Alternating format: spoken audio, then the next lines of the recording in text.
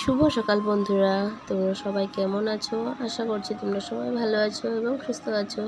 আমার পরিবারে তোমাদের সবাইকে অনেক অনেক স্বাগত আর অনেক অনেক ভালোবাসা জানিয়ে আজকের ভিডিওটা শুরু করছি। আশা করছি আজকের ভিডিওটা তোমাদের অনেক ভালো লাগবে। আর দেখো, সকালবেলায় এই যে আমি আমার কাজ বাজ নিয়ে ব্যস্ত। তো সকালবেলা আজকে করব সুজি। তো সুজি করতে গিয়ে আমার তো দুইটো মানে ছোট মানে একটা ডিব্বা চিনির আর আরেকটা বড় ডিব্বা আর কি।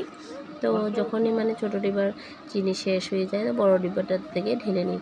তো আজকে দেখলাম বড় ডিব্বাটা তো চিনি দেখি কমে গেছে, একটুখানি আছে। তো রেশন বাজার যা যা মানে আমি রেখেছিলাম বালতির মধ্যে, তো সেখানে চিনি ছিল। তো চিনির টুকরাটা বার করে তো বড় ডিব্বাটাতেও চিনি বার করে নিয়েছি। তারপর আমার সুজি বানানো হয়ে গেছে। আর এদিকে দেখো, বড় ছেলের জন্য মানে ফিল্টার থেকে জল নিয়ে নিচ্ছি স্কুলের ব্যাগে দেওয়ার জন্য। ফিল্টারের জল দিচ্ছি, ওকে ব্যাগে ভরে দিব। তারপর এদিকে দেখো, আমি ওকে খেতে দিয়ে দিচ্ছি। সুজি দিয়ে দুধ দিয়ে খেয়ে নেবে।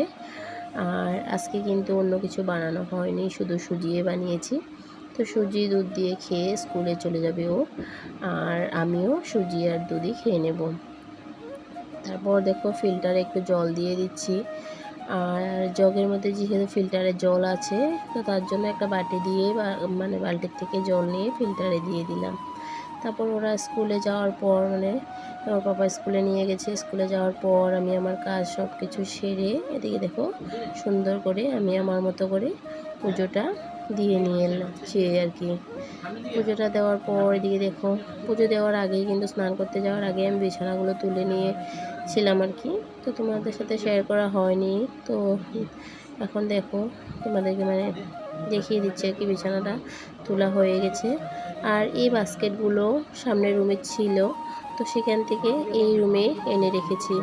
কারণ সামনের রুমে বাস্কেটগুলো থাকলে মানে দেখতে ভালোও লাগে না। তো তার জন্য এই ভিতরের রুমে নিয়ে আসলাম। আর এই জায়গাটাতে মানে বাস্কেট ছিল, তো বাস্কেটের জায়গাটাতে ছোটো চেয়ারটা রেখে দিয়েছি। এই ছোটো চেয়ারটা কিন্তু আমার বড় ছেলের ছোটোবেলাকার চেয়ার আর কি, এখনও সুন্দর ভালো আছে, কারণ আমি অনেক যত্ন করে রেখেছি। তো দেখো, সব কিছু কাজের পর এদিকে রান্না করতে চলে এসেছি। আজকে করব পটল আলু পেঁয়াজ দিয়ে ভাজা আর মিষ্টি কুমড়ো ভাজা। কালকের ডাল আছে, আর করব পাঁপড় আলু তরকারি। তো এদিকে দেখো, ভাজা হয়ে গেছে আমার, পাঁপড়ও ভেজে রেখেছি তরকারি করার জন্য। তো তার জন্য এদিকে দেখো তরকারি আমার মানে হয়ে যাচ্ছে। তো এদিকে পাঁপড় যে ভাজা ছিল, তো সেগুলোই আলুর মধ্যে দিয়ে দিয়েছি। আগে কিন্তু আমার আলুটা ভাজা হয়ে গেছে। ভাজার পর মশলা টশলা সব কিছু দিয়ে একটু জল দিয়ে তারপর পাঁপড়গুলো এখন ভেঙে দিয়ে দিলাম। একটু ঢাকা দিলে পাঁপড়গুলো নরম হয়ে যাবে, আলুটাও ভালো করে সিদ্ধ হয়ে যাবে। তো রান্নাবান্নার পর দিয়ে দেখো আমি ঘরটা ঝাড় দিয়ে নিচ্ছি। কারণ রান্নাবান্না করতে করতে সকালে যে বাসি ঘরটা ঝাড়ু দিয়েছিলাম, তারপর আর ঘর ঝাড় দেওয়া হয়নি। রান্নাবান্না করতে করতে কিন্তু যেহেতু আমার ঘরে ছোট বাচ্চা আছে, ঘর অনেক নোংরা হয়। কারণ কখনো ছোটো সোনার হাতেই যদি একটা বিস্কুট দিয়ে দিই, বিস্কুটটা খেতে তো পারেই না, ভেঙে টেঙে সারা ঘর একাকার করে। তো তার জন্য ঘরটা তাড়াতাড়ি করে ঝাড়ু দিয়ে নিচ্ছি আর কি।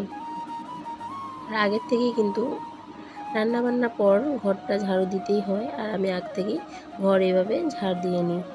এদিকে দেখো, তরকারি নামিয়ে রেখেছি, একেবারে রাত্রের জন্য তরকারি করে রেখেছি। রাত্রে আর কিছু রান্না করব না, শুধু ভাতটুকুই করতে হবে। রান্নাবান্নার পর এদিকে এখন গ্যাসটা মুছে নিচ্ছি। আর জানো তো, আমার মোবাইলের স্ট্যান্ডটা ভেঙে গেছে। আমার তো বড় স্ট্যান্ড না, ছোটো স্ট্যান্ড দিয়ে জ্যান ত্যান করে ভিডিও করতাম। আর ভেঙে গেছে মানে কি, সেদিনকার স্ট্যান্ডের মধ্যে মোবাইল লাগিয়ে ভিডিও করছিলাম, আর ছোটো সোনা মানে হাত দিয়ে টেনে ফেলে দিয়েছিল। তো তার জন্য স্ট্যান্ডের সাইডটা একটু ভেঙে গেছে।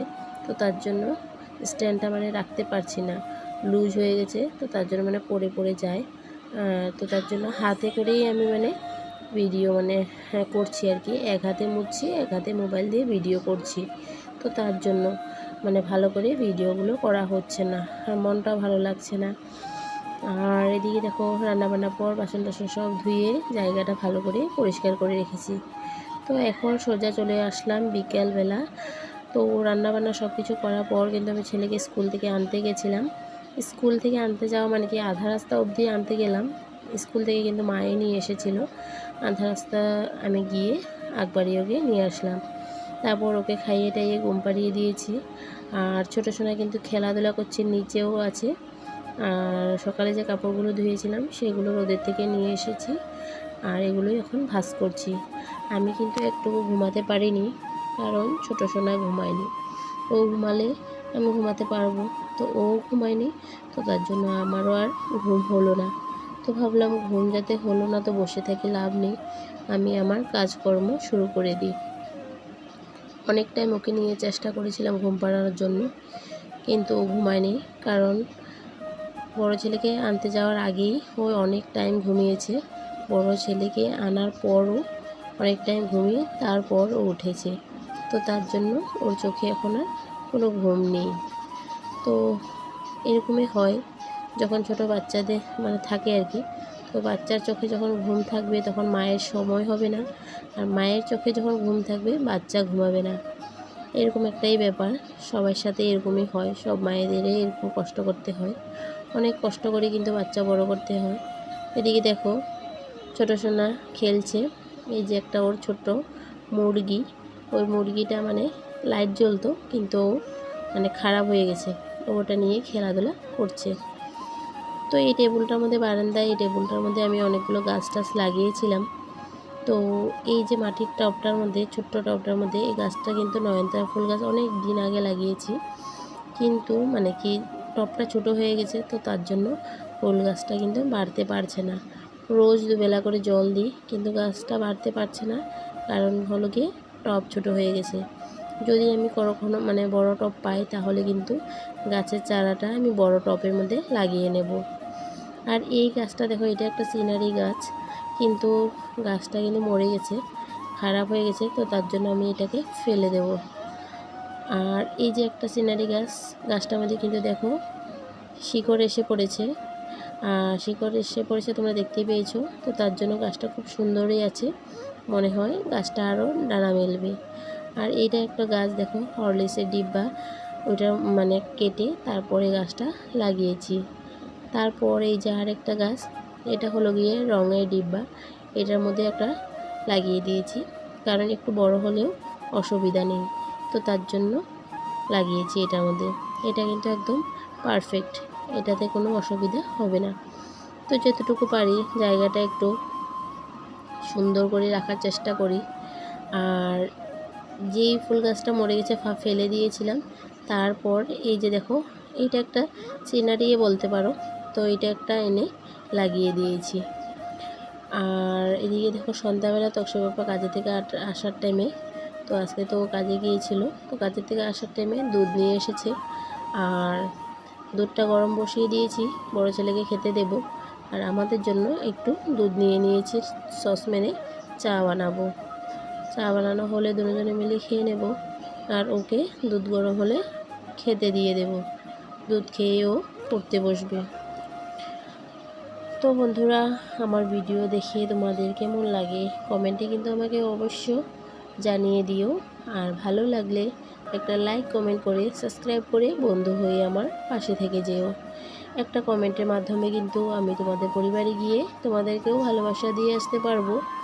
আর ভালো লাগলে আমার চ্যানেলটাকে সাবস্ক্রাইব করে বন্ধু হয়ে আমার পরিবারে থেকে যেতে পারো। আর আমার ভিডিও দেখে যদি তোমাদের কোনো একটা কিছু খারাপ লাগে তাহলে কিন্তু আমাকে বলতে পারো।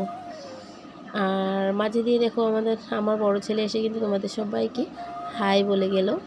এদিকে দেখো আমার মানে দুধ গরমও হয়ে গেছে, আর এদিকে চাও হয়ে গেছে, দুটোই একসাথে হয়ে গেছে। তো সবাই মিলে বসে খেয়ে নেব আর কি। তো আমার ভিডিও দেখে কেমন লাগে কমেন্টে কিন্তু জানাতে একদম ভুলো না। আর কত কত বন্ধুরা আছে এত বলার পরও সাবস্ক্রাইব করে আনসাবস্ক্রাইব করে দেয়, সাবস্ক্রাইব করে বলে যে সাবস্ক্রাইব করে তোমার পাশে রইলাম, 1-2 ঘন্টা পর দেখবে সাবস্ক্রাইবটা টুক করে তুলে নেয়। জানি না কেন, শুধু আমার সাথে না, অনেক দিদিভাইয়ের সাথে কিন্তু এমন হচ্ছে, কারণ ওরাও বলছে শুনছি। তো প্রবলেম নেই, তোমাদের যাদের এরকম করতে ভালো লাগছে করতে থাকো, চ্যানেলের ক্ষতি কিন্তু তোমাদেরই হচ্ছে, আমার কিছু না। তো তোমাদের চ্যানেলে ক্ষতি হয়ে যাচ্ছে। আমিও তো পারি এরকম সাবস্ক্রাইব করে আনসাবস্ক্রাইব করতে, কিন্তু কেন করব বলো তো? মন না গেলে সাবস্ক্রাইব করো না, কিন্তু আমরা এমন করি না সাবস্ক্রাইব করে আনসাবস্ক্রাইব। তো বাই বাই।